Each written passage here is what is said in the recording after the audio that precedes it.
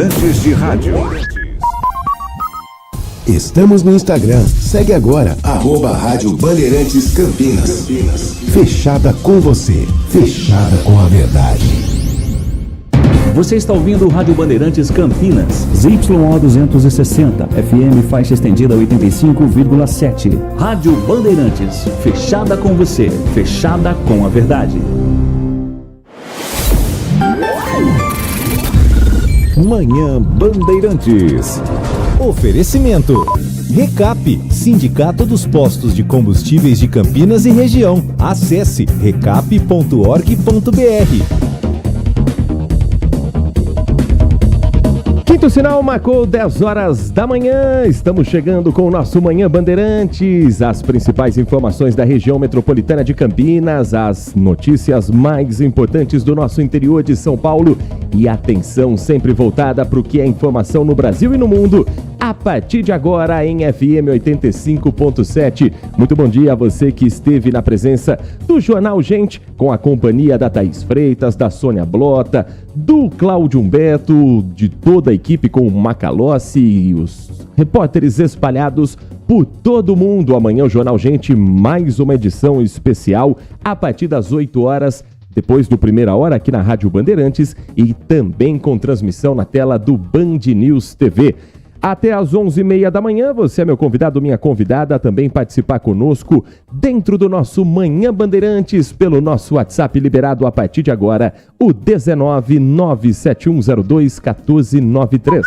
97102 1493. Estamos chegando neste primeiro dia do mês de agosto de 2024, hoje quinta-feira. A nossa equipe técnica já a postos no nosso estúdio do Jardim São Gabriel, no Complexo de Comunicação João Jorge Saad, com o Pedro Piscinato na mesa de som, com o Danilo Capucci na central técnica e a coordenação do Gil Kleber. A nossa edição do Manhã Bandeirantes sempre prestando serviço para você que está conosco nesta quinta-feira, com temperaturas que voltam a ficar com mais cara de verão do que de inverno. Neste momento, os termômetros do CEPAGRE da Unicamp marcam 21 graus e meio. A umidade relativa do ar deu uma melhorada, 66,6%, mas com tendência de queda ao longo do dia e com temperaturas elevando. Assim como ontem, uma grande amplitude térmica, manhãs bem geladas, Campinas registrando hoje mínima de 14 graus, com a máxima prevista para os 28 graus nesta quinta-feira. Não tem previsão de chuva para hoje. Amanhã o cenário permanece o mesmo. Manhãs geladas, tardes bem quentes, noites frias, sem previsão de chuva e com um final de semana mantendo essa característica de um veranico que estamos vivendo no estado de São Paulo. Mas não só aqui. Essa sensação de estar no filme do Karate Kid, tira casaco, põe casaco, tira casaco, põe casaco, é em boa parte do país. O Tiziano Kessler, inclusive, foi às ruas para conversar com as pessoas para entenderem como se adaptar ao que os meteorologistas chamam de efeito cebola. A gente sai todo encapotado de casa, vai tirando os agasalhos e depois coloca tudo de novo na volta depois do trabalho. Alguns usam manga curta, outros casaco. O desafio é escolher a roupa certa num dia que tem frio e calor. Tem que ter que estar a mochila bem cheia, bem forrada de roupa, né? Porque sai de manhã e volta de noite e ainda pega o calor da tarde ainda. Uma camiseta mais fresquinha. E o casaco? E o casaco na mão. Em Porto Alegre o dia começou com 12 graus e o frio foi ficando para trás. À tarde o termômetro no centro histórico marcava o dobro. Aí os casacos vão para a cintura ou para o braço. Sai de casa com frio e de tarde tem que levar no braço, né? No Sudeste, frio e calor também têm andado juntos, como em Belo Horizonte e em São Paulo. Já tô querendo tirar o casaco, porque já esquentou. Vim com 3 casacos, inclusive, viu? Tive até que tirar 2 porque tava muito calor. No Rio de Janeiro tem gente com aquela velha estratégia para lidar com a amplitude térmica. Se o tempo mudar de uma hora para outra, a gente já tá, né, com o casaco aqui na mão e coloca. Para Daiana, que é gaúcha de Pelotas, o frio tem passado longe no Rio. O carioca de jaqueta e de manta com 21 graus, tava 2 graus na minha cidade ontem. Isso sim que é frio. Aqui no Rio Grande do Sul, o frio tá perdendo força. O estado teve temperaturas negativas ontem e até o fim da semana os termômetros devem marcar mais de 30 graus em algumas cidades, antes da chegada de uma nova frente fria. Goste ou não do frio, o inverno tá longe de acabar. E o coloca casaco e tira casaco ainda vai continuar. Já tô preparada já. Pode vir o frio. 10 horas da manhã, 5 minutos. Uma quinta-feira, infelizmente, marcada também por acidentes nas rodovias que cortam o nosso estado de São Paulo. Um ainda em atendimento. Atenção, você motorista que nos dá carona em direção à capital paulista, tem acidente registrado neste momento na rodovia dos Bandeirantes, quilômetro 26, trecho que passa por Osasco, quase na chegada à capital paulista, com reflexo para o motorista por 2 quilômetros na pista sentido capital. A concessionária ainda não confirma se há vítimas nessa colisão, porque o atendimento é realizado neste momento. Quem segue para a cidade de São Paulo, a melhor opção agora é a rodovia Anhanguera. Tem a lentidão na chegada à cidade de São Paulo por conta do trânsito na marginal, mas não há o reflexo deste acidente. Novidades ao longo da nossa programação, a gente vai trazendo também do atendimento às vítimas nesse caso. Um outro acidente foi registrado também na rodovia Santos Dumont. Mais cedo, uma colisão que deixou 2 pessoas feridas. Uma batida no limite entre as cidades de Campinas e Indaiatuba, bem na alça de acesso, envolvendo uma motocicleta e uma caminhonete. Quilômetro 62, a informação que a Polícia Militar Rodoviária já tem a respeito dessa batida, desse acidente, é que 2 pessoas estavam saindo do bairro Jardim Brasil, sentido a rodovia Santos Dumont, quando essa motocicleta atingiu uma caminhonete. As 2 pessoas da moto foram atendidas pelo Corpo de Bombeiros e encaminhadas em estado grave para o Hospital Augusto de Oliveira Camargo, UAOC, em Indaiatuba. Já se sabe que elas tiveram fraturas expostas na perna esquerda, as 2 vítimas, fraturas na mesma perna esquerda, e estão ainda em atendimento médico nesse momento no AOC.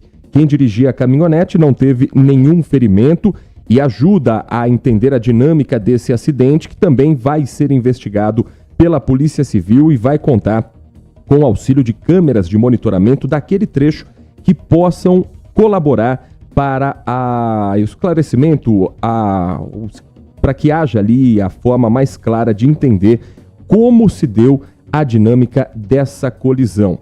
Não há reflexos nesse momento para o motorista que passa pelo local na rodovia Santos Dumont e em outros pontos também dessa ligação entre as cidades de Campinas e Indaiatuba. Há reflexo sim na rodovia João Beira, trecho de Jaguariúna, na rodovia SP-095, que faz a ligação entre Jaguariúna e Amparo, de um outro acidente. Um caminhão de grande porte tombou na curva 90, como é conhecido o trecho, que passa já pela cidade de Jaguariúna. É um caminhão que transportava uma carga da empresa IP, que tem fábrica na cidade de Amparo, e ao fazer essa curva, a carga tombou e forçou também o veículo, fazendo com que o caminhão virasse em uma das faixas de rolamento. O motorista acaba se tornando passageiro numa situação como essa. Ele já foi socorrido pelo Corpo de Bombeiros. O estado de saúde dele é considerado estável, mas a ação ela é muito delicada porque o motorista ficou preso nas ferragens. Então foi necessário o corte de parte da lataria para que ele fosse retirado com segurança, encaminhado agora ao hospital na cidade de Jaguariúna. Ainda há muito material espalhado na pista, uma das faixas está interditada, então se você puder evitar a SP-095, a rodovia João Beira, a ligação entre Jaguariúna e Amparo, no trecho sentido Jaguariúna. O caminhão saía de Amparo em direção a Jaguariúna, onde houve esse tombamento. Mas pela curiosidade dos motoristas, há lentidão na pista contrária também. É um caminhão de grande porte, é uma faixa interditada, muito material espalhado.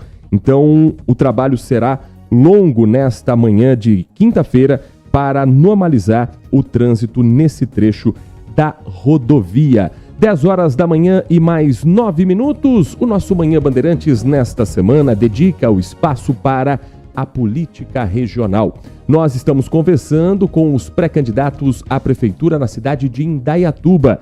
E hoje, nosso convidado já presente aqui nos estúdios da Rádio Bandeirantes Campinas é o deputado federal pré-candidato pelo Podemos, Bruno Ganem. Depois do intervalo, dentro do nosso projeto Band Eleições, a gente vai conhecer um pouco mais das propostas do pré-candidato, falar sobre os principais assuntos de Indaiatuba e, claro, entender um pouco mais desse importante processo democrático de 2024. Manhã Bandeirantes. Os fins de semana na Band terão muito futebol. Brasileirão Série B.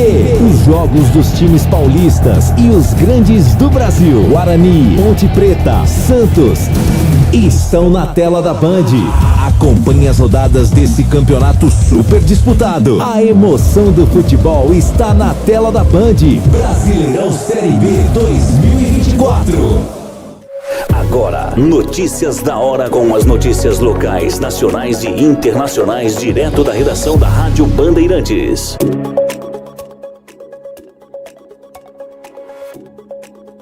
Quem compra pela internet produtos de varejistas internacionais pagará mais caro a partir desta quinta-feira, quando entra em vigor o imposto de importação para itens de até $50. Conhecido popularmente como taxa das blusinhas. A medida é defendida pelos varejistas nacionais que alegavam concorrência desleal e também interessa ao governo, que terá aumento de arrecadação, mas incomoda milhões de brasileiros que criaram o hábito de comprar produtos baratos e variados nessas plataformas de comércio eletrônico e agora terão que desembolsar mais. As compras de até $50, incluindo o valor do frete e do seguro, estavam isentas do imposto de importação federal. Elas pagavam apenas o imposto sobre circulação de mercadorias e serviço estadual, o ICMS. Para compras de até $50, o imposto de importação é de 20% e ele incide antes do ICMS. De Campinas, Kevin Veloso. Você ouviu Notícias da Hora, aqui na Rádio Bandeirantes. Olá você, sou César Urniani, piloto de testes e apresentador de TV e na condição de embaixador do programa de qualidade do Recap, trago um recado muito importante para você. Estamos promovendo a campanha Basta contra as fraudes. Você sabia que a qualidade do combustível que você coloca no tanque do seu carro pode ser tão diferente quanto o preço que você paga por ele? Fique atento quando se deparar com aquele preço baixo na bomba. Você pode estar diante de uma fraude? Fuja desta bomba. Saiba mais acessando bastacontrasfraudes.com.br. Manhã Bandeirantes.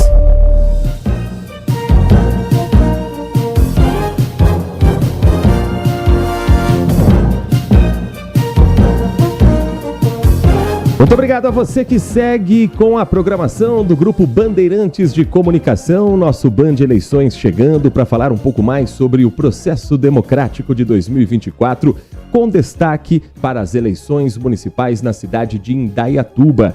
Nós estamos ouvindo as propostas, as ideias dos pré-candidatos à prefeitura da cidade. E hoje, nosso convidado presente aqui no Complexo de Comunicação, João Jorge Saad, nos estúdios da Rádio Bandeirantes, em transmissão também na tela da Band, é o deputado federal pelo Podemos, pré-candidato pelo partido, Bruno Ganem, a quem agradecemos pela presença, por aceitar o nosso convite, conversar com o nosso ouvinte, nosso espectador. Um prazer recebê-lo aqui, deputado. Um bom dia para o senhor. Bom dia, o prazer é todo meu. Quero parabenizar a iniciativa, a gente tem acompanhado, né, essa cobertura da Band e realmente é muito importante para o cidadão para que possa realmente tomar uma decisão consciente, uma decisão que vai dar um rumo bacana para o seu município.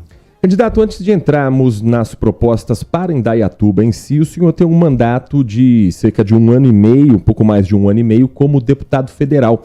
Gostaria que o senhor fizesse um balanço do trabalho realizado nesse período, de quais foram os principais projetos que o senhor conseguiu colocar em prática e quais projetos que o senhor ainda não teve tempo ou não teve condições dentro do cenário político de avançar também em Brasília.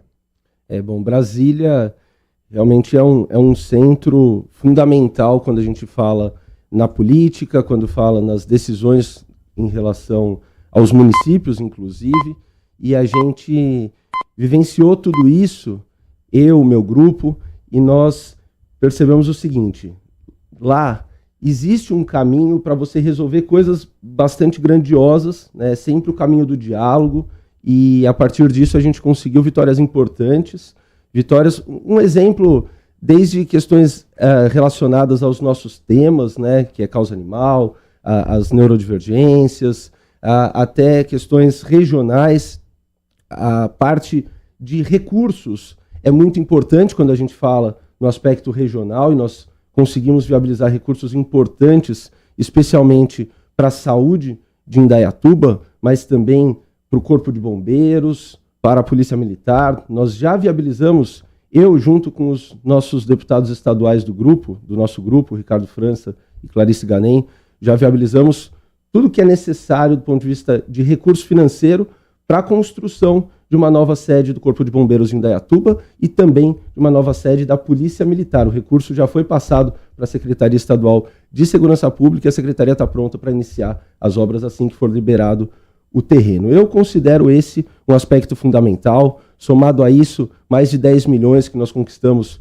para o AOC, para equipamentos do Hospital AOC, que é tão importante para o nosso município. A gente sabe da demanda enorme em relação à saúde.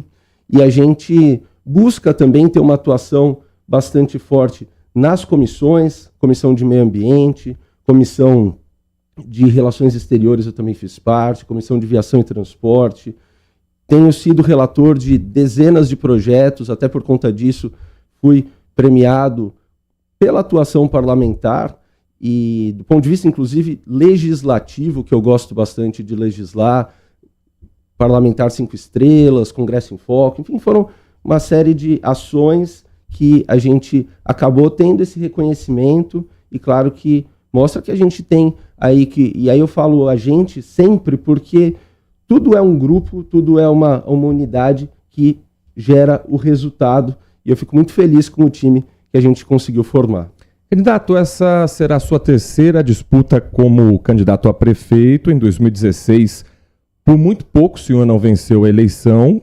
Em 2020, a diferença foi um pouco maior na vitória na reeleição do então candidato Nilson Gaspar. O que mudou de lá para cá, além do seu candidato, do seu concorrente? E o cenário político no Brasil mudou muito. Isso, de alguma forma, deve interferir também numa eleição municipal em Indaiatuba?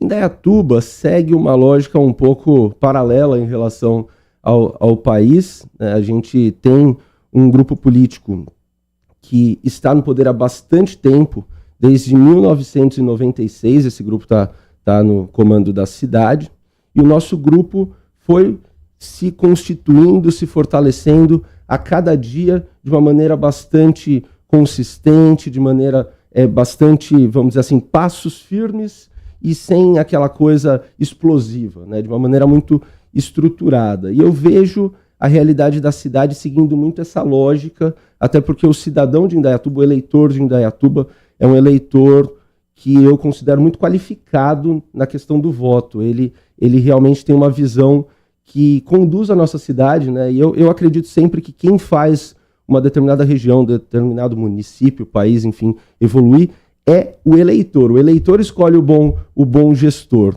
E a gente tem nessa caminhada conseguido acumular uma força. A reeleição a gente sabe que é um processo extremamente difícil, é muito natural dentro, principalmente de municípios que têm recurso, como é o caso de Indaiatuba, que é uma cidade bastante rica.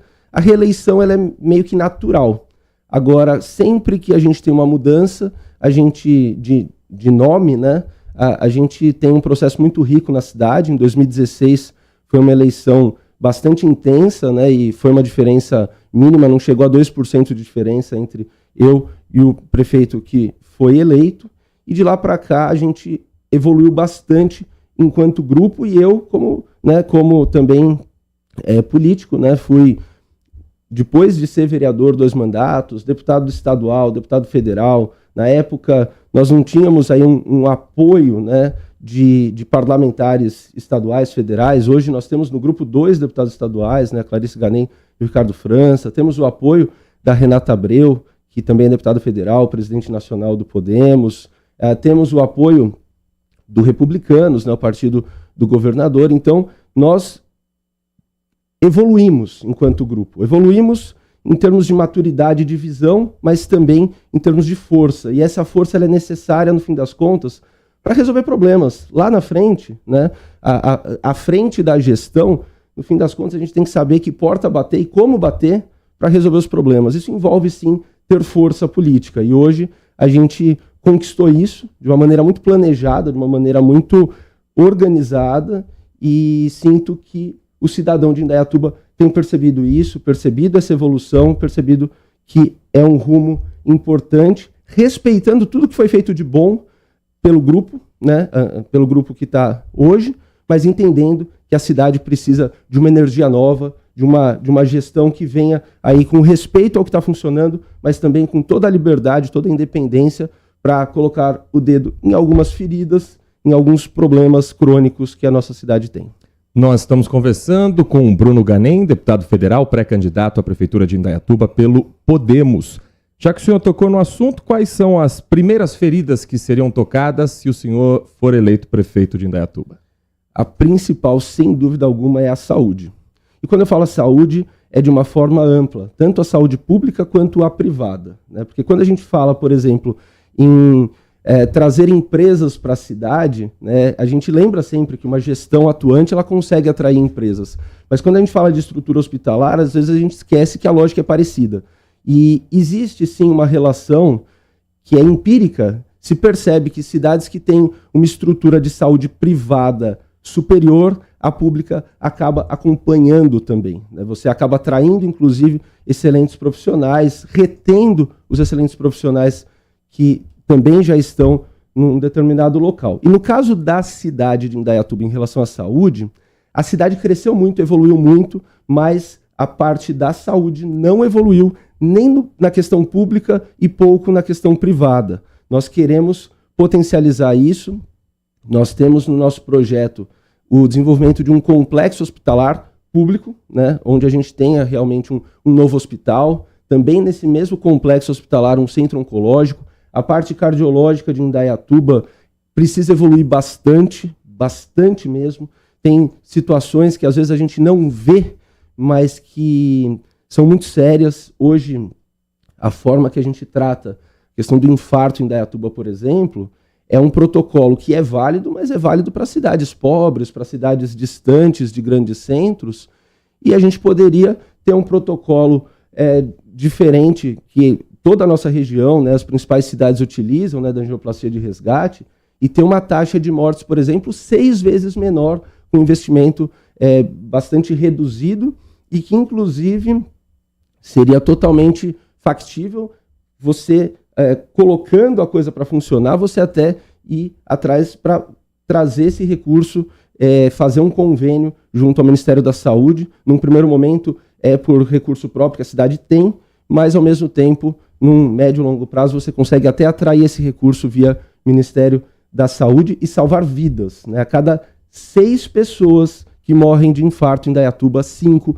poderiam não ter morrido. Fora a questão da fila da saúde, que ela é uma verdadeira vergonha, né? A gente vê pessoas esperando assim, chega a passar de 1 ano esperando um procedimento, uma cirurgia, um exame, e é muito triste quando as pessoas chegam no médico depois de um exame que demorou bastante, o médico fala, olha, agora passou muito tempo, né, o seu problema, sua doença evoluiu. Isso é triste e recorrente na cidade. E veja, não tem nada que justifique isso, senão uma desorganização. A cidade cresceu, a estrutura precisa crescer.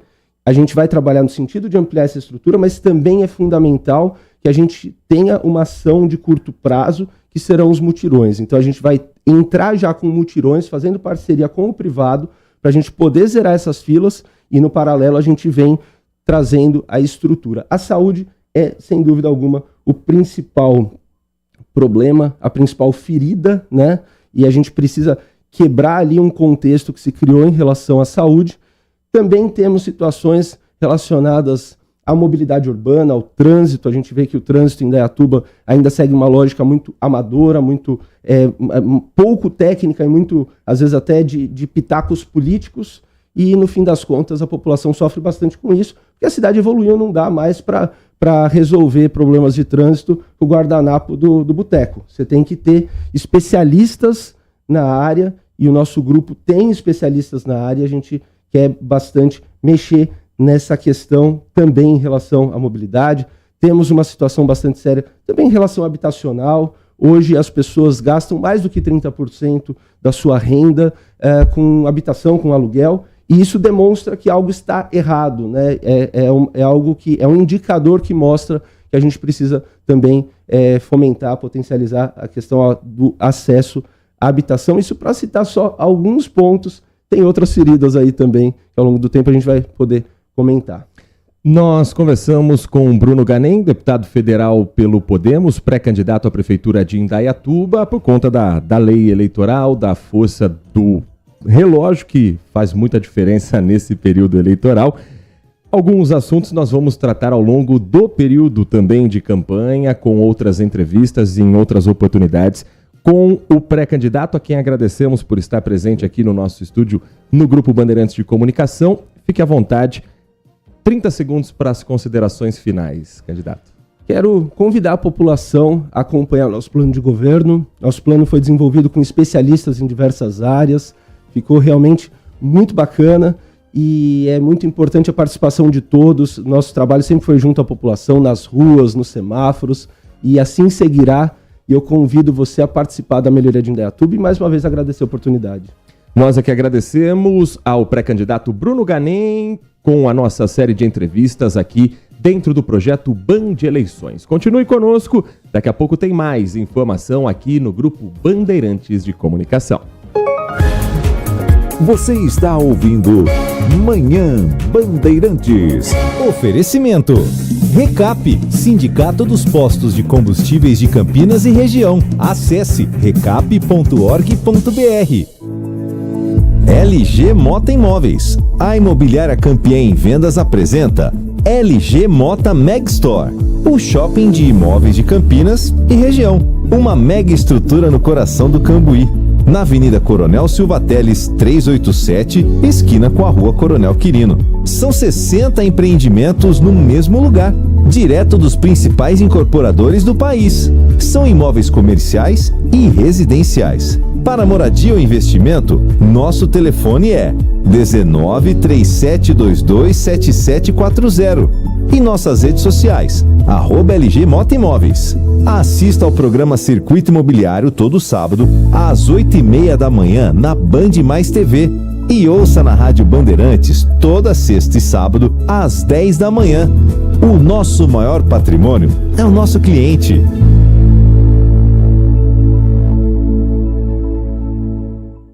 Agora, notícias da hora com as notícias locais, nacionais e internacionais, direto da redação da Rádio Bandeirantes. A taxa de desemprego no trimestre encerrado em junho caiu para 6,9%. Esse é o menor resultado para um trimestre desde janeiro de 2015, quando também marcou 6,9%. Observando apenas para o período de 3 meses, que vai até junho, é o menor resultado desde 2014. No trimestre móvel anterior, fechado em março, a taxa de desemprego estava em 7,9%. Já no segundo trimestre de 2023, o índice era de 8%. No trimestre encerrado em junho, o número de pessoas que procuravam emprego ficou em 7,5 milhões, o menor desde o trimestre encerrado em fevereiro de 2015. A população ocupada renovou mais um recorde, atingindo 101 milhões e 800 mil pessoas. Esse contingente é 1,6% maior do que o trimestre anterior e 3% superior ao do mesmo período do ano passado. E o número de empregados no setor privado também foi o máximo já registrado, 52,2 milhões, impulsionado por novos recordes do total de trabalhadores com carteira assinada e sem carteira. De Campinas, Amanda Florentino. Você ouviu Notícias da Hora, aqui na Rádio Bandeirantes. Nossa área, a opinião dos nossos craques sobre tudo de Guarani e Ponte Preta e dos times da região. Carlos Henrique e a melhor e mais premiada equipe esportiva do interior paulista. De segunda a sexta, das 11h30 ao meio-dia. Siga e assista no nosso YouTube, Rádio Bandeirantes Campinas. Ouça no FM 85,7 e nos aplicativos de celular. Rádio Bandeirantes. Fechada com você. Fechada com a verdade. Sente o peso. RB Bandeirantes, uma rádio que tem história. Os principais profissionais da comunicação no Brasil estiveram e estão à frente desse potente microfone. Temos lastro e continuamos avançando, abrindo espaço para as novas gerações, revelando talentos. Entre o jornalismo analítico, investigativo, de opinião, de prestação de serviço, ficamos com tudo. Equilíbrio e precisão ao reportar os fatos. Cobertura esportiva balanceada entre o de boa e o debate. Cobertura jornalística que só pende para um lado, o seu. Sente o peso. No comparativo, a Bandeirantes desequilibra. Brasil Urgente Local, com Heitor Fredo, de segunda a sexta a partir das 4 da tarde, trazendo as últimas notícias sobre a segurança da nossa região. Aqui, os fatos ganham vida e a realidade não tem filtro. Nossa equipe está nas ruas, pronta para trazer a você as notícias mais relevantes, informações em tempo real e investigações em curso. Brasil Urgente Local, de segunda a sexta a partir das 4 da tarde, na tela da Band+. Siga a Rádio Bandeirantes Campinas também no Facebook, uma página completa com conteúdo sobre tudo que acontece na nossa região e, claro, informações de Ponte Preta e Guarani. facebook.com/Rádio Bandeirantes Campinas. Fechada com você, fechada com a verdade. Manhã Bandeirantes.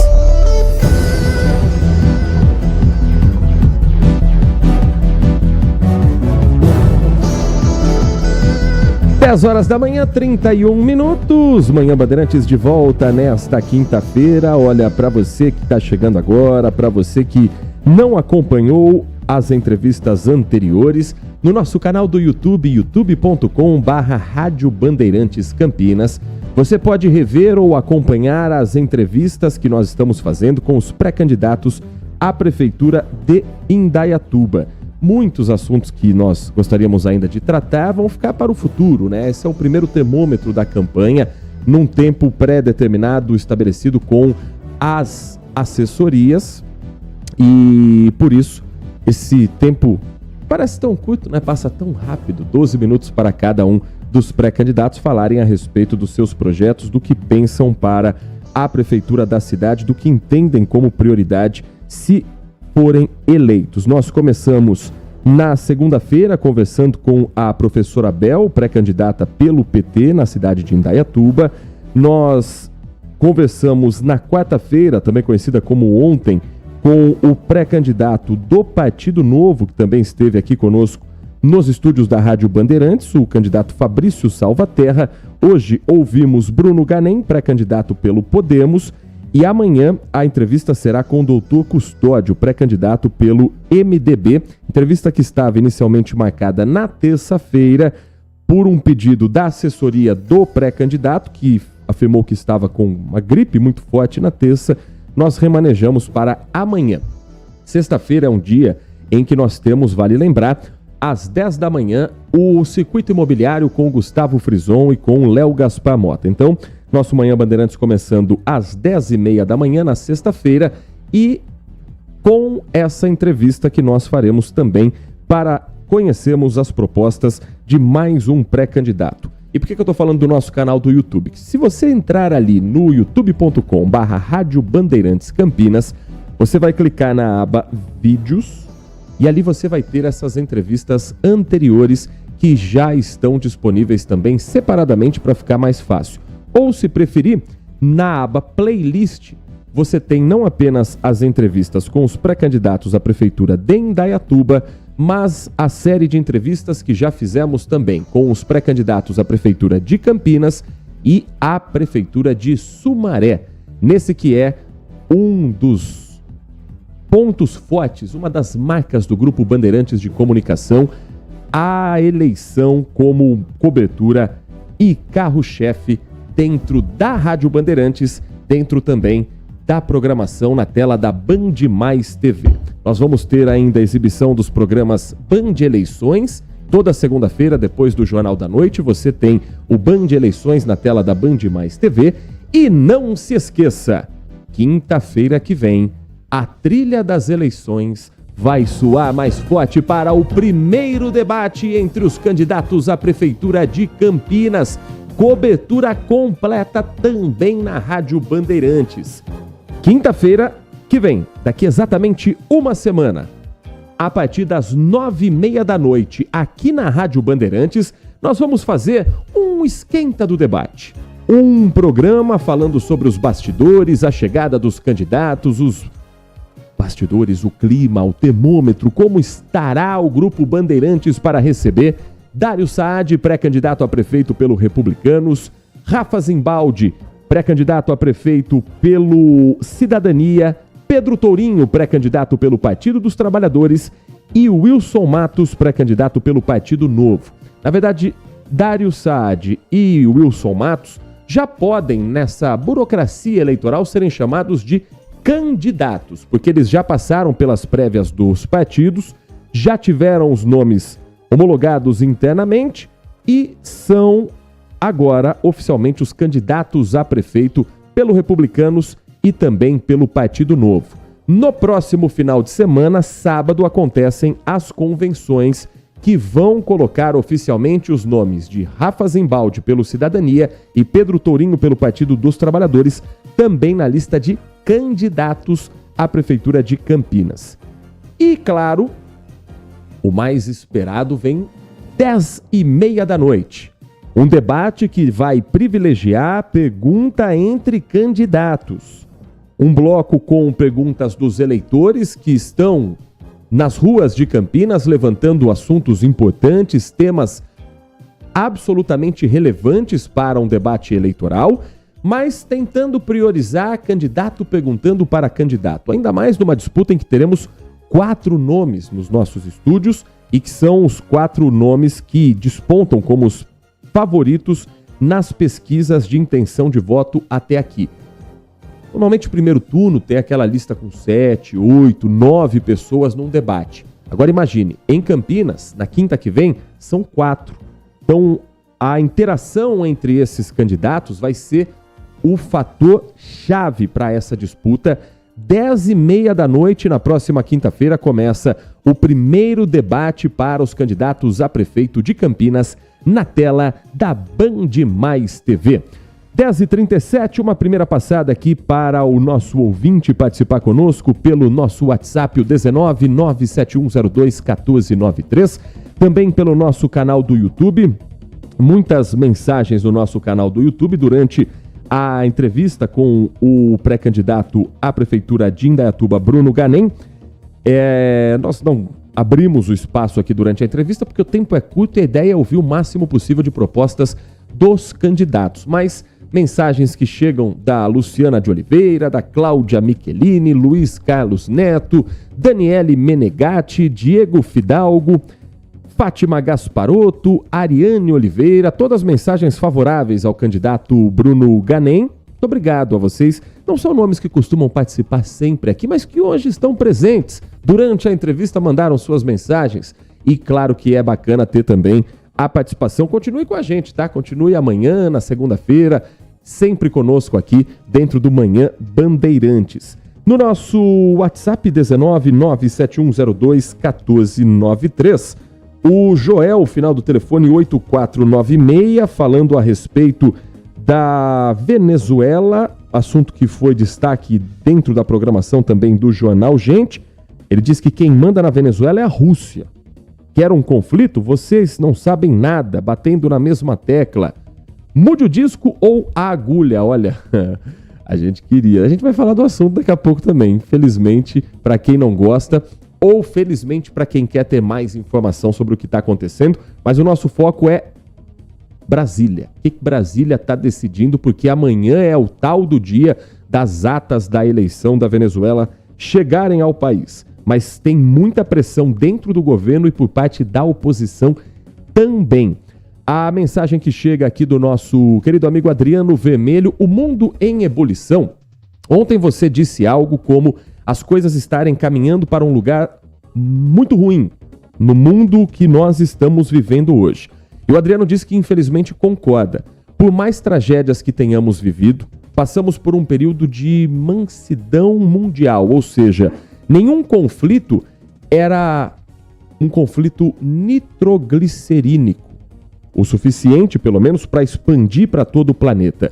Hoje vemos guerras homéricas por território, por poder, por religião, por ideologia, como Ucrânia contra a Rússia, na Caxemira, Índia e Paquistão, China e Taiwan, sem contar as eternas guerras africanas e a também milenar, agora ainda mais fulgente, entre Israel contra Irã / mundo fundamentalista muçulmano, escreve aqui o Adriano Vermelho. Isso sem contar com a política de esquerda versus direita que escala o mundo de maneira extremamente intolerante, extrema mesmo, e violenta, mas principalmente na América do Sul como um todo. Perceba que não nos damos conta que somos apenas um ponto minúsculo na Via Láctea. Imagine na vastidão do universo. Somos um grão de areia, poeira cósmica e mesmo assim restritos a essa nanoporção de terra. A autodestruição ainda é nosso objetivo. Não sei, será que se o Pequeno Príncipe tivesse mais um como ele, com seu planetinha, o asteroide 612, ele também faria guerra? Prefiro acreditar que não. Eu também, até para não ferir esta memória da nossa infância, né, Adriano? Muito obrigado pela sua mensagem, muito obrigado pela sua participação. É o que eu disse ontem, que é algo que não é análise, eu não sou um analista político, um cientista político. É um sentimento de quem estuda história, de quem acompanha o noticiário político internacional. E tem aquele clichê um pouco batido, né? Aquela coisa que é um pouco batida, mas que serve perfeitamente nesse cenário.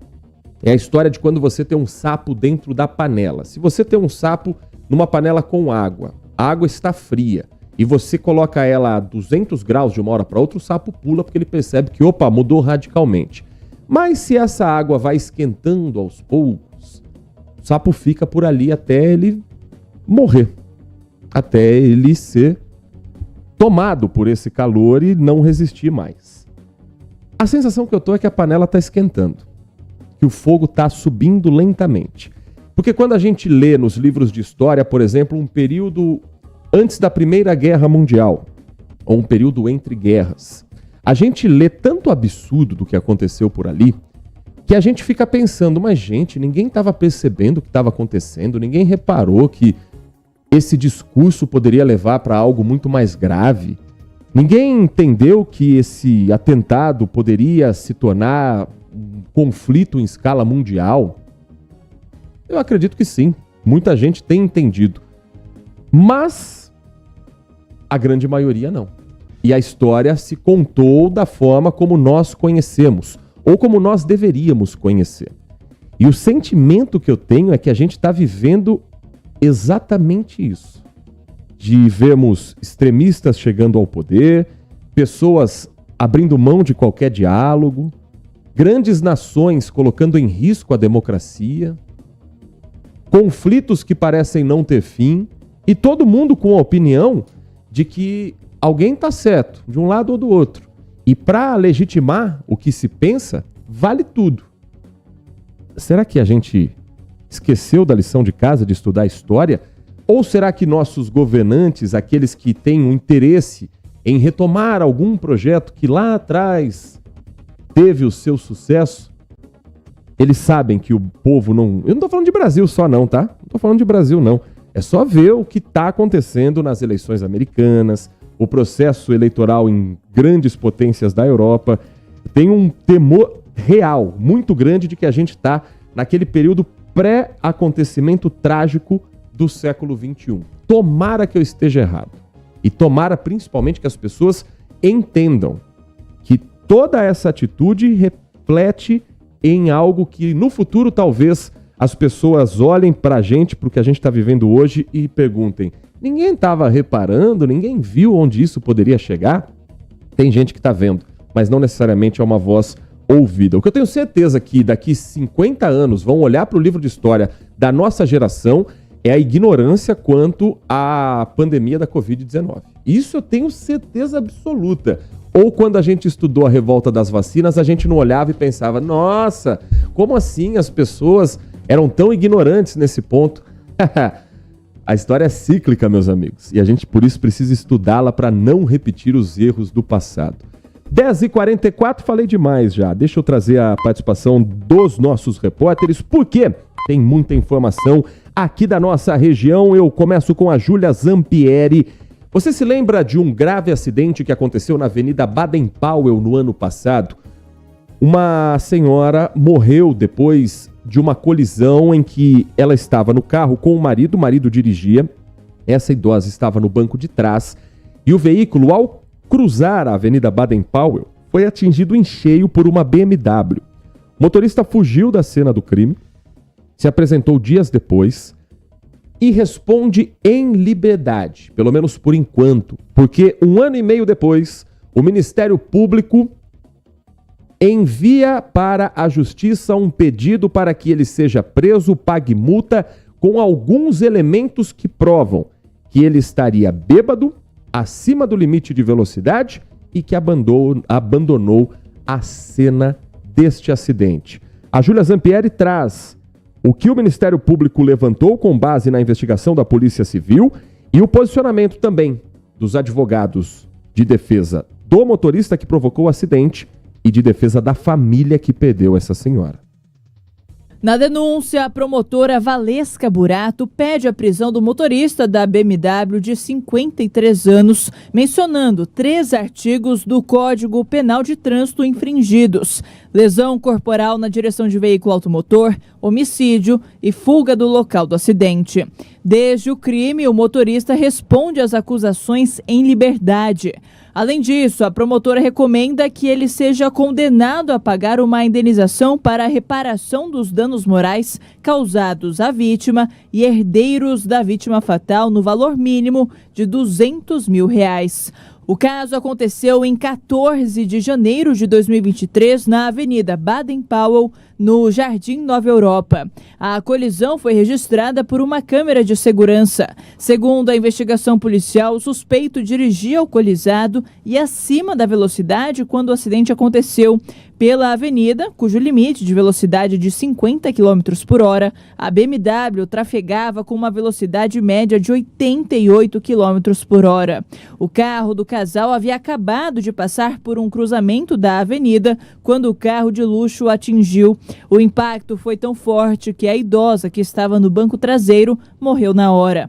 O marido dela, que conduzia o veículo, não sofreu ferimentos graves. Depois do acidente, o motorista da BMW fugiu. 2 dias após o crime, o motorista do carro de luxo se entregou à polícia. O caso foi registrado no 5º Distrito Policial de Campinas. Temos absoluta convicção, de acordo com as provas dos autos, de que ao final haverá a total procedência dessa denúncia com a condenação do acusado e que haverá, enfim, aí uma reparação mínima que seja para os familiares dessa vítima. Procurado pela produção da Band+, o advogado de defesa do acusado disse que só irá se pronunciar na próxima sexta-feira, depois de conversar com o cliente. De qualquer forma, ele adianta que já solicitou uma perícia no local do acidente e aponta falhas de sinalização na via. Depois do crime, o cruzamento onde o acidente aconteceu foi fechado pela Empresa Municipal de Desenvolvimento de Campinas.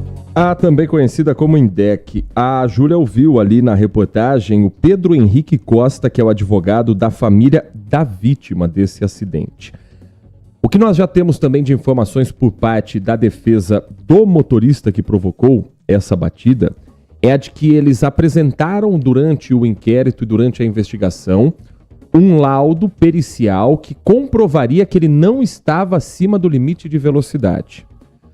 A defesa entende que a sinalização que eles chamam de precária na Avenida Baden-Powell teria sido motivo para ele se confundir enquanto estava dirigindo. Se você que está nos acompanhando pelo rádio, pelas plataformas digitais, tiver a oportunidade, no canal do YouTube, a reportagem da Júlia Zampieri foi com imagens. Tem o flagrante desse acidente, para quem não lembra da cena em si, na Avenida Baden-Powell, uma das principais, uma avenida importante aqui de Campinas. mas eu vou tentar descrever para o senhor, para a senhora que está nos ouvindo apenas pelo rádio. A imagem, registrada por uma câmera de monitoramento, ela é durante o dia, então o acidente foi com luz do sol, não tinha ali problema com relação à iluminação pública, por exemplo. O carro em que eles estavam saía de uma esquina para cruzar esse trecho da Avenida Baden-Powell. Quando já estava quase ter a primeira faixa, a segunda faixa, estava já na segunda faixa, antes do canteiro central, e o veículo chega atingindo a traseira do automóvel da família. Então o carro roda, bate exatamente do lado da porta do motorista no banco de trás, onde estava essa aposentada, onde estava a Dona Maria. O carro bate, roda, e o veículo que provocou o acidente vai embora, voltando apenas 2 dias depois a se manifestar já numa delegacia, passando, portanto, o tempo do flagrante. Eu não sou engenheiro de trânsito, mas não me parece que a sinalização ali tenha confundido de alguma forma, porque o carro estava seguindo e tinha um outro no meio do caminho, ponto. A questão da velocidade, para o Ministério Público e a Polícia Civil cravarem que estava acima do limite, a velocidade ali máxima é 50 km por hora, eles não disseram apenas estava acima do limite, eles cravaram quanto o carro estava, 88,56 km por hora. Esses têm sido os argumentos até aqui. Só que no dia do crime, ele estava em um bar por cerca de 4 horas. E esse é um argumento que a defesa também tenta rebater. O acusado dirigiu até o Bar da Árvore, que fica no Jardim Nova Europa, ingeriu bebidas alcoólicas das 4h35 da tarde até as 6h14, 18h14. Depois, em alta velocidade e alcoolizado, segundo a investigação, trafegou pela Baden-Powell a 88 km por hora, onde o limite era de 50 km por hora. Mesmo com essas provas, ele responde em liberdade. Há 1 ano e meio. Está aguardando a família da vítima algum posicionamento com justiça que, nós ouvimos na visão do delegado, começa a ser feita a partir deste momento, porque a promotora Valesca Bueno Sanches Burato pediu a prisão do motorista, que tem 53 anos, por 3 artigos do Código Penal: lesão corporal na direção, homicídio e fuga do local do acidente, além de uma indenização com valor mínimo de R$200 mil a serem pagos para a família da vítima. Não para o Estado, para a família da vítima diretamente. Dinheiro nenhum vai trazer de volta a esta senhora, mas a família pede por justiça. E é parte do processo a defesa buscar os argumentos. Esse período de 4 horas que ele ficou no bar, a defesa diz que ele não ingeriu bebida alcoólica. E essa versão é desmentida por um dos garçons que foi ouvido, que estava atendendo no bar do Jardim Nova Europa esse motorista, e ali ele cravou. Não, nesse período todo que ele esteve no bar, ele estava bebendo. 10 horas da manhã, 52 minutos. A participação agora do repórter Guilherme Selegato de Campinas. Vamos para Jaguariúna, onde a polícia procura um dos ladrões que atacaram uma padaria e em 50 segundos fizeram reféns os funcionários, clientes e até gente que estava indo embora da padoca e não, mandou voltar para ficar ali também e evitar que chamasse ajuda e principalmente acionasse a polícia ou a guarda municipal. Um dos ladrões já está preso. E o Guilherme Selegato fala sobre as buscas do comparsa dele ainda foragido. No alto da tela, o relógio marca 7h23 da noite. A dupla de criminosos entra no estabelecimento e anuncia o assalto. Eles estão encapuzados e armados e rendem clientes e funcionários. Um cliente até foi obrigado a retornar para o estabelecimento. Do caixa da padaria, os bandidos levaram aproximadamente R$700, além de 7 maços de cigarro. A ação foi rápida e durou cerca de 50 segundos. Logo depois, os bandidos fugiram. O crime foi nesta padaria, na Vila Miguel Martini, em Jaguariúna. Segundo os proprietários do estabelecimento, um dos bandidos envolvidos na ação já é conhecido pelo local por envolvimento em um outro assalto que ele teria cometido também nesta padaria, que, segundo os proprietários, em 20 anos que funcionam por aqui, o local já foi alvo de assalto diversas vezes. A polícia militar foi acionada e, em patrulhamento pela região, conseguiu localizar o assaltante que já roubou o local. O homem de 28 anos resistiu à prisão, entrou em luta corporal com os policiais, mas acabou detido. O bandido foi levado à delegacia, mas não entregou o comparsa. A polícia segue investigando o caso. Muito obrigado, Guilherme Selegato. Seguindo com o nosso giro de informações, agora um alerta para você que é microempreendedor individual. Tem novo golpe na praça.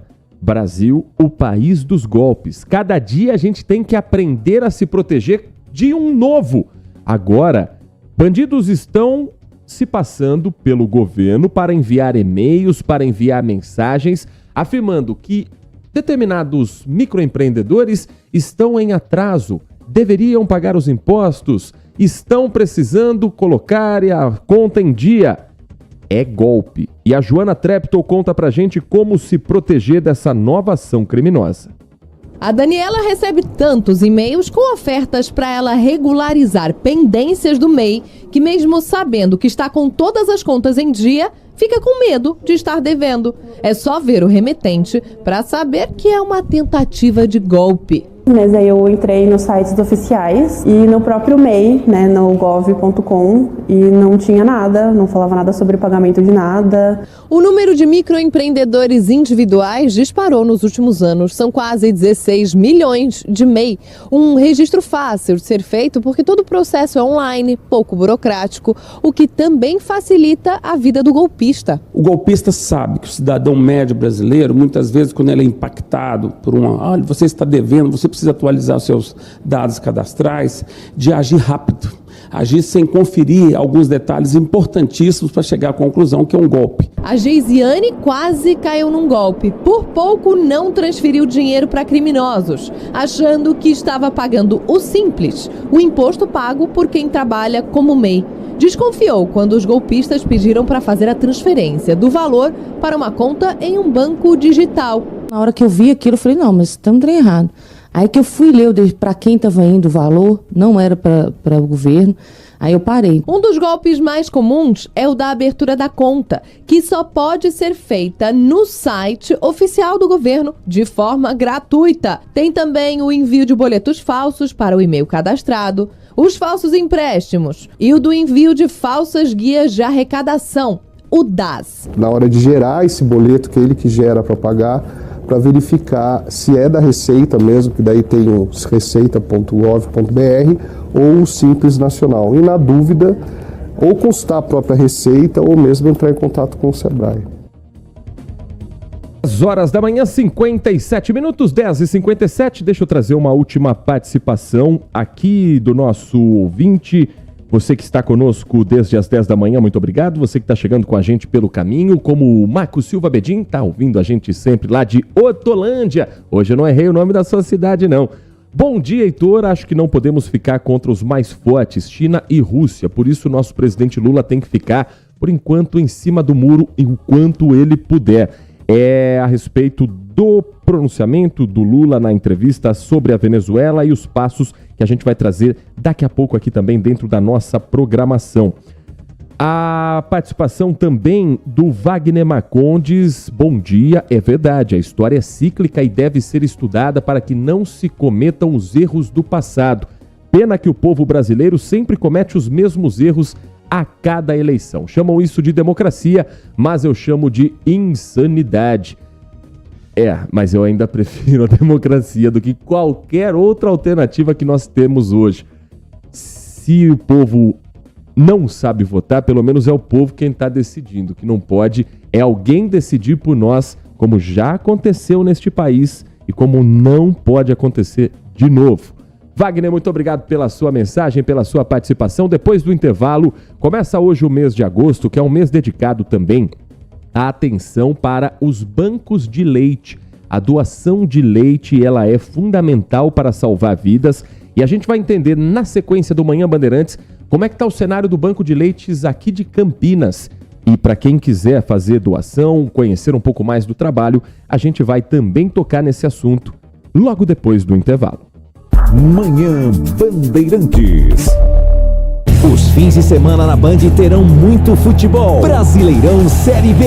Os jogos dos times paulistas e os grandes do Brasil. Guarani, Ponte Preta, Santos estão na tela da Band. Acompanhe as rodadas desse campeonato super disputado. A emoção do futebol está na tela da Band. Brasileirão Série B 2024. Rádio Bandeirantes. Porque sempre tivemos os microfones abertos para o debate, abertos para a opinião plural, abertos para a sua participação, é que podemos dizer que estamos fechados com você e com a verdade. É mais do que um compromisso. Porque sobre os fatos pode-se interpretar, fazer conjecturas das motivações, pode-se elaborar, projetar suas consequências, mas os fatos são os fatos. E é aí que você vai nos encontrar sempre firmes. Não abrimos mão da verdade dos fatos. E sempre com foco em você, na defesa dos seus direitos. Mais do que nunca, Rádio Bandeirantes. Fechada com você, fechada com a verdade.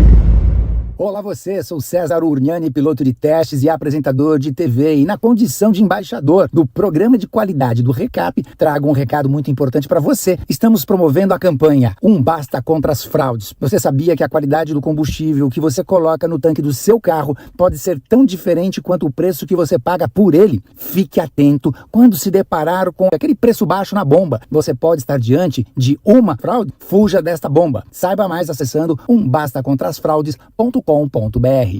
Os donos da bola, com Carlos Batista, reúne as últimas notícias e lances dos times do interior paulista, cobre os principais campeonatos da região, seja no campo ou nas quadras, de segunda a sexta, a partir do meio-dia, na tela da Band+.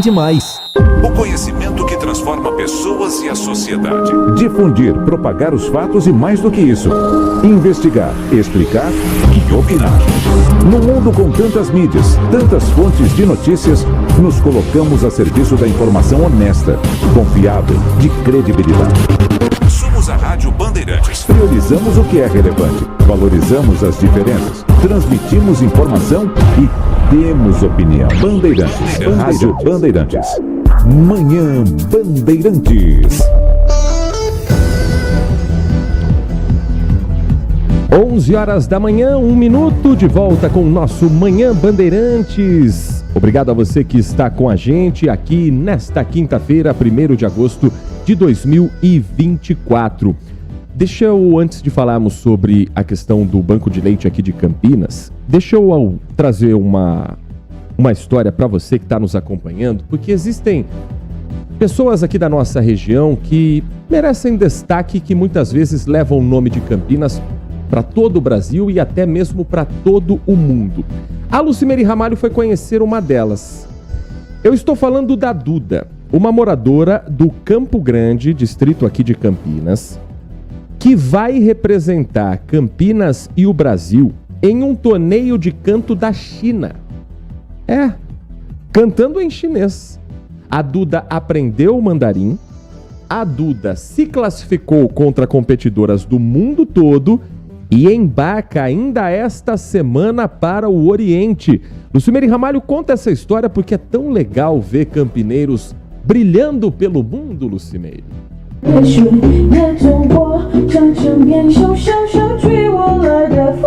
Imagina só ser a única brasileira entre 30 finalistas de um concurso de canto chinês. Pois é, essa brasileira é a Duda. Ela conquistou essa vaga depois de poucos meses de aulas de mandarim, o idioma oficial da China, aqui no Instituto Anelo, em Campinas. Ela já tinha interesse pela língua e aqui conseguiu aprimorar. Eu sempre me interessei por culturas, principalmente Ásia, então eu comecei pelo tailandês e depois eu fui descobrindo mais países e me encantei pela China. E através de uma série de pessoas que eu conheci através de celular, eu despertou esse interesse de estudar mandarim. A final que Duda participou faz parte da Copa Cubo da Água de Canto Chinês, um campeonato para estreitar os laços com outros países. Em maio, ela foi a campeã brasileira do concurso. Na semifinal, gravou uma música e enviou a um júri na China. E entre 43 participantes, ela se classificou para a grande final, a única não chinesa entre 30 finalistas. E na final, em uma transmissão ao vivo para a China, Duda se apresentou e ficou na 18ª colocação. Ela queria mais, mas o desempenho já lhe rendeu o salto para um grande sonho: visitar o país com tudo pago. No dia 3 de agosto, ela embarca para a China, onde vai passar 6 dias para participar de oficinas, apresentações, vivências e passeios culturais. Eu nunca viajei de avião e eu tô indo com a cara e com a coragem, né? Do Brasil para a China, do outro lado do mundo. Difícil, um pouco de ansiedade, de medo, mas um sentimento de orgulho e felicidade ao mesmo tempo. Um sonho que foi possível depois que as aulas de música em mandarim passaram a ser ministradas aqui no Instituto.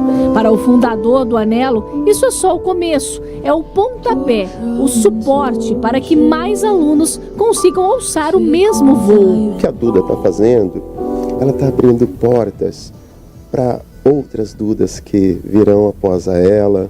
Então essa sementinha assim, ela é de fato muito importante para a família, para a comunidade. O distrito do Campo Grande, 200 mil habitantes aqui estão indo também para essa viagem, porque a gente leva a comunidade junto, né? E para quem também tem um sonho, a Duda deixa um recado.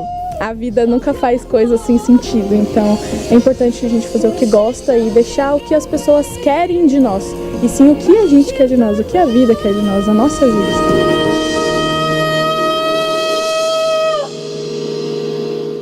Que coisa linda, que história bacana da Duda, levando o nome de Campinas para o mundo todo e levando também a nossa torcida para esse torneio. Já é uma vencedora, estará disputando numa língua que ela aprendeu recentemente, mas a afinação, essa já é dela, essa já é do talento próprio da Duda.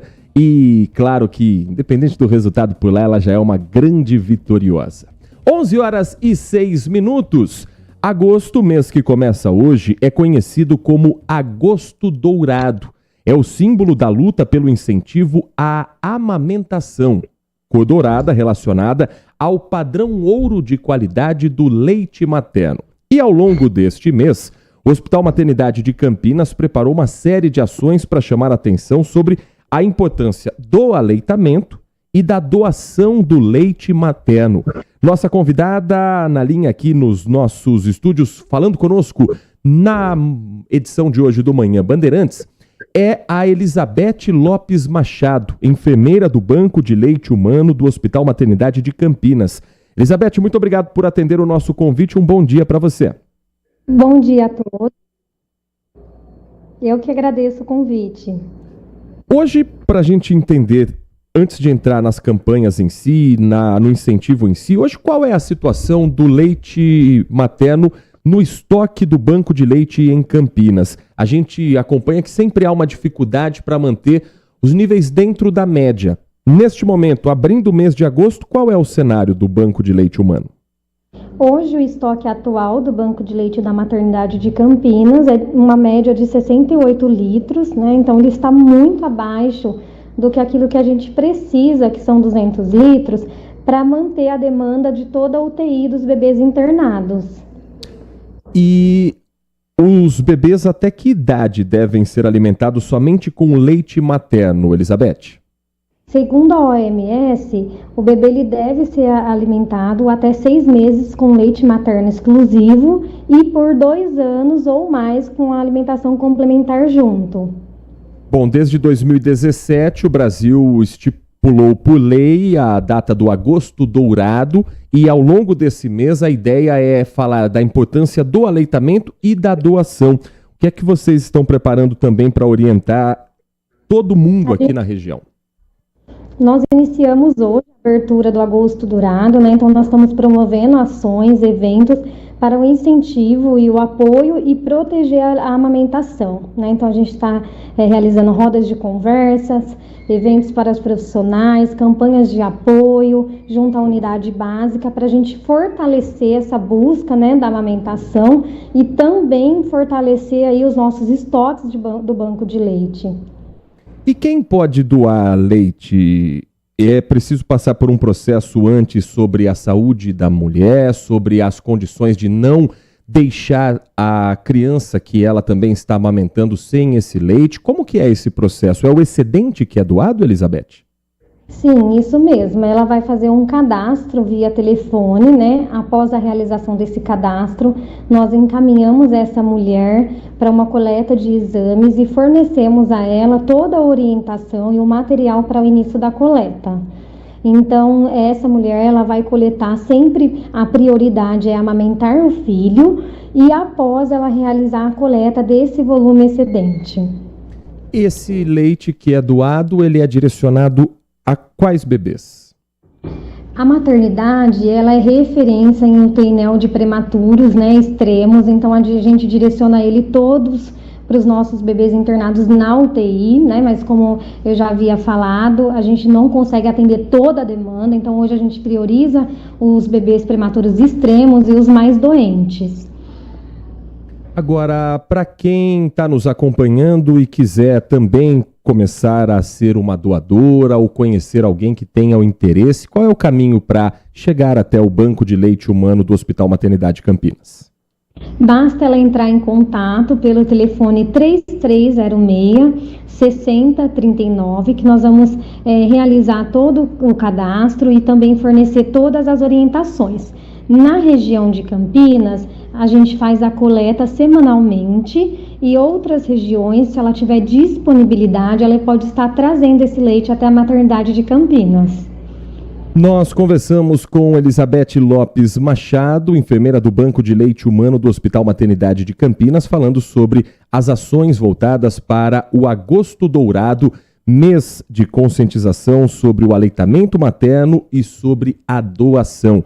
Elizabeth, muito obrigado pela atenção com o nosso ouvinte. Só reforçando as melhores formas de entrar em contato e conhecer um pouco mais do Banco de Leite.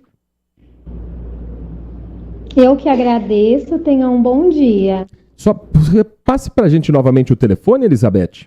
É 3306-6039. Perfeito, muito obrigado, um bom trabalho a Elizabeth Lopes Machado, a toda a equipe do Banco de Leite Humano do Hospital Maternidade em Campinas.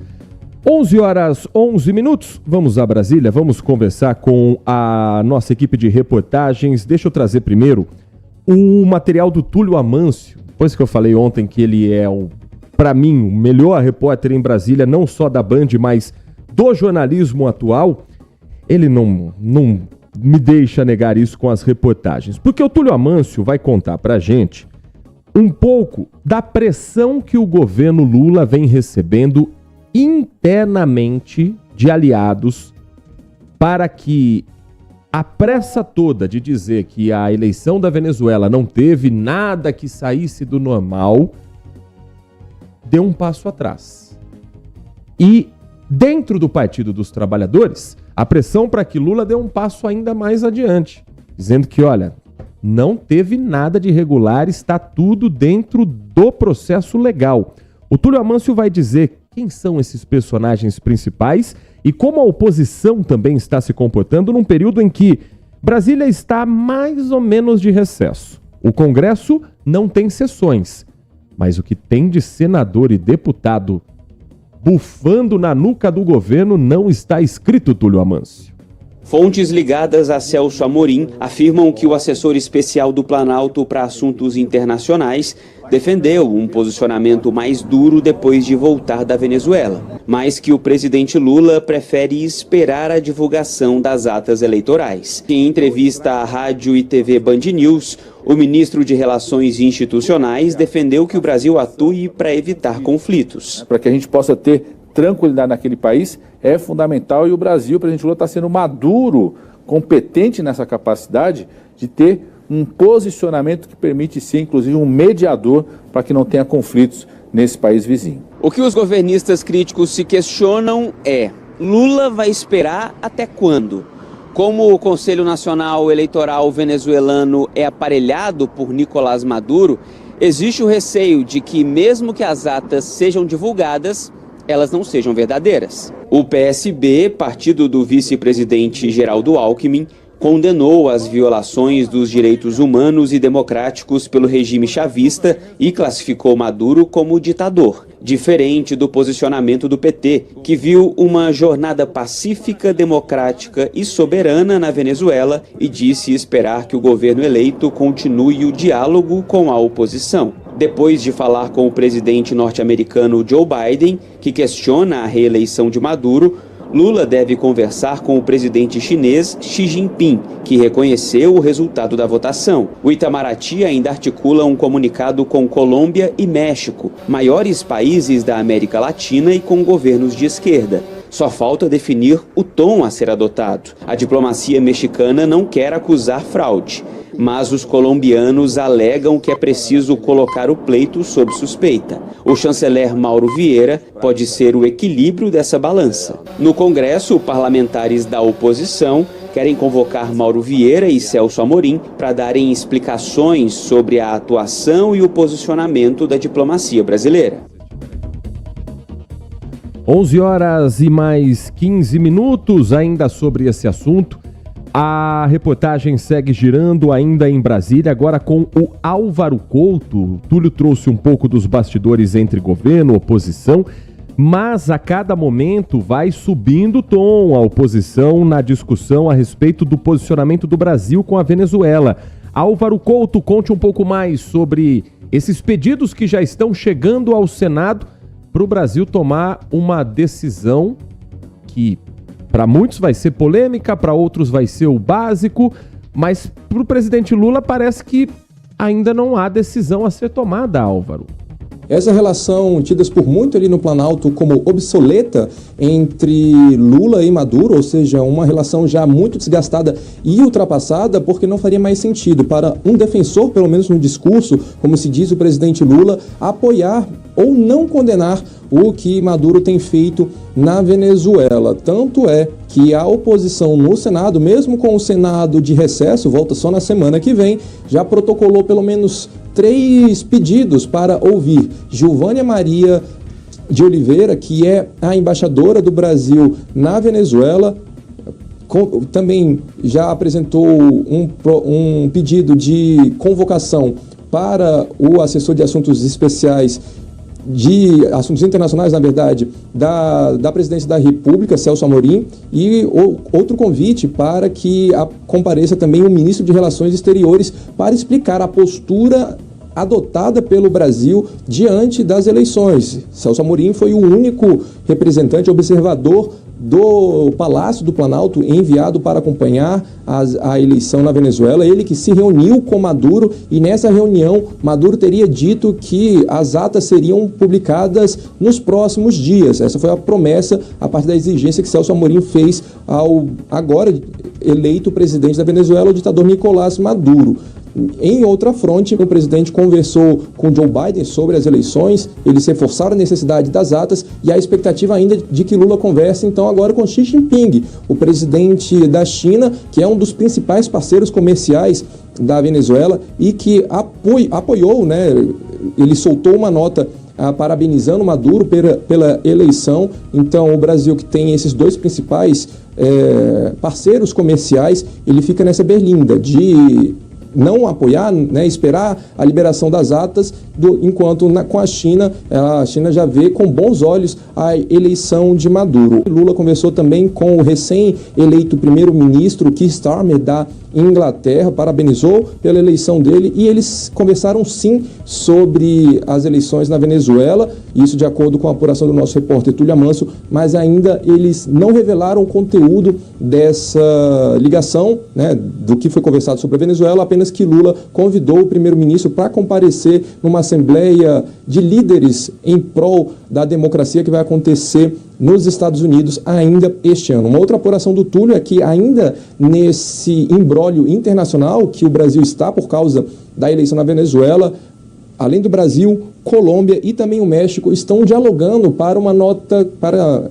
publicar uma nota conjunta também questionando os resultados das eleições. Por um lado, a Colômbia exige que seja uma nota dura, o México, que também já parabenizou Maduro pela eleição, quer passar um pouco de pano no linguajar popular. Passar um pano é o que a gente mais vê na política. Muito obrigado, Álvaro Couto. Olha, para a gente fechar esse assunto, nós ouvimos a Natália Fingeman, que é professora de Relações Internacionais, que vai explicar resumidamente para a gente qual é, afinal de contas, a relação entre Brasil e Venezuela. E aqui eu não estou dizendo entre Lula e Nicolás Maduro necessariamente, entre países. Quais são os principais negócios entre essas duas nações? E de que maneira o Brasil, com Lula, já foi mais próximo da Venezuela na época de Hugo Chávez do que é hoje com Nicolás Maduro? Quem explica pra gente é a professora de Relações Internacionais, Natália Fingeman. As relações entre Brasil e Venezuela já foram relações mais sólidas e mais consistentes, principalmente durante as gestões anteriores de Lula, enquanto estava Hugo Chávez à frente aí, do governo da Venezuela. Para você ter uma ideia, a Venezuela já chegou a representar o 6º parceiro comercial do Brasil nesse período, lá em 2010. No entanto, a Venezuela acabou se isolando, vamos dizer, do mundo nos últimos anos, né, até mesmo devido às próprias sanções. A gente também teve uma mudança dentro do Brasil, com um governo ao qual não tinha uma interlocução com a Venezuela, muito pelo contrário, buscava se afastar, né, de qualquer relação com o governo de Nicolás Maduro, e isso fez com que hoje as relações, vamos dizer, econômicas, as trocas, exportações, importações, tenham caído muito e não sejam mais representativas. Portanto, em termos assim, né, de relação comercial entre os dois países, não importa muito o que vai acontecer dentro da Venezuela para o Brasil nesse sentido, né? Hoje o Brasil não tem mais uma parceria comercial importante com a Venezuela. No entanto, o que pode ser relevante para o Brasil? O Brasil tem uma proposta atualmente nessa gestão de Lula 3, que é uma proposta de integração dos países do entorno amazônico, né? Então, existe uma preocupação muito grande da diplomacia brasileira, que é trazida aí pela Marina Silva, a ministra do Meio Ambiente, né, de fazer com que a pauta, vamos dizer, externa esteja alinhada à pauta ambiental. E para isso, o Brasil entende que é muito importante a preservação da floresta amazônica. Mas essa preservação da floresta amazônica é algo que não depende somente do Brasil, mas também daqueles países fronteiriços ao Brasil que possuem áreas relevantes da floresta amazônica, tal como a Colômbia e a Venezuela, parte ali do norte do Peru, a Bolívia. Então, essa iniciativa que o Brasil tem buscado construir nesse primeiro ano e meio de governo pode ser claramente impactada. Essa é Natália Fingeman, professora de Relações Internacionais, falando dessa relação Brasil e Venezuela. A informação que chega neste momento, o governo brasileiro atendeu a um pedido da Argentina e vai assumir a custódia da embaixada da Argentina em Caracas, na Venezuela. Diplomatas de países que contestaram o resultado da eleição presidencial foram expulsos pelo governo de Nicolás Maduro. Após concordar em assumir a custódia de prédios do governo da Argentina, uma bandeira do Brasil foi hasteada na residência oficial na embaixada em Caracas. Segundo o Ministério das Relações Exteriores da Argentina, os funcionários diplomáticos, consulares e adidos de defesa do país que trabalham na embaixada vão deixar a Venezuela ainda hoje. Na nota que foi publicada e está nas redes sociais, a Argentina diz que a partir desse momento e a pedido do governo argentino, o Brasil vai se encarregar da guarda das instalações da missão argentina em Caracas, incluindo a embaixada e a residência oficial, seus bens e arquivos, bem como a proteção de seus interesses e dos interesses dos nacionais argentinos em território venezuelano. Em nota, a chancelaria da Argentina agradeceu a generosidade do governo brasileiro em aceitar o pedido diante dessa situação de emergência que faz parte dos laços históricos de amizade entre os dois países e da assistência prestada pelo Brasil em outras ocasiões. Além da Argentina, Peru e Uruguai também pediram custódia à embaixada brasileira na capital venezuelana. Em carta divulgada pelo ministro das Relações Exteriores da Venezuela, foram expulsos diplomatas da Argentina, Chile, Costa Rica, Peru, Panamá, República Dominicana e Uruguai. E olha só que fato raro. Com a decisão do Brasil de assumir a custódia da embaixada argentina, o presidente Javier Milei fez um agradecimento agora há pouco pelas redes sociais. No Twitter, que eu me recuso a chamar de X, porque ninguém chama de X, agradeço enormemente a disposição do Brasil ao assumir a custódia da embaixada argentina na Venezuela, escreveu Milei. Agradecemos também a representação momentânea dos interesses da Argentina e de seus cidadãos lá. Tá vendo como dá para fazer política sem parecer uma criança de quinta série? E é por isso que o Brasil tem que ser o ponto de equilíbrio nessa discussão. Se o Brasil quer ser líder da América do Sul, tem que se comportar como adulto, como Maduro, não Nicolás, mas como um governo maduro, mostrando que a gente vai se basear em fatos.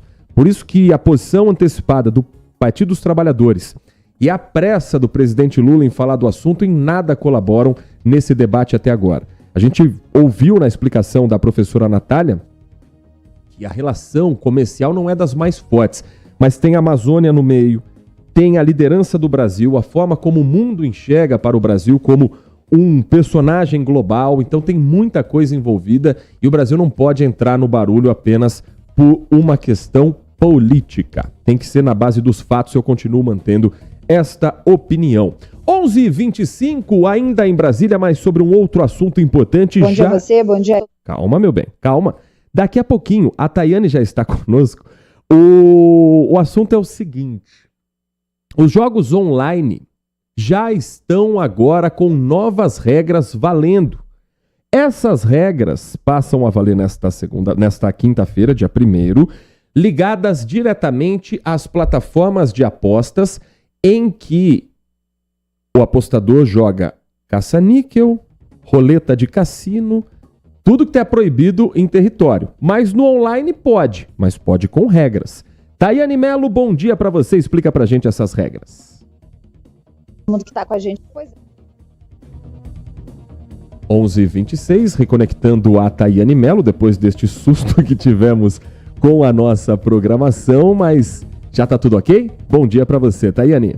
Bom dia a você, bom dia a todo mundo que está com a gente. Pois é, os jogos vão precisar ser certificados, vão precisar atender um conjunto de medidas. Essa portaria foi publicada no Diário Oficial da União ontem pelo Ministério da Fazenda. Então, com isso, a partir de 1º de janeiro de 2025, deverá ser liberada a atuação de plataformas de apostas online sediadas no Brasil. Elas deverão, como eu falei, ser certificadas para oferecer os jogos no mercado, como, por exemplo, o jogo do Tigrinho e o jogo do Aviãozinho. Então, pelas regras, o jogo online deve ter caráter aleatório, caso dos caça-níqueis, com resultado imprevisto de símbolos, figuras ou objetos. Então, na cota fixa, o jogo precisa deixar bem claro quanto quem aposta vai ganhar, caso seja premiado, né? Então, isso é chamado de fator de multiplicação, além também das possibilidades de ganho e de como é possível ganhar, ou seja, a ordem dos símbolos. Então, ficou definido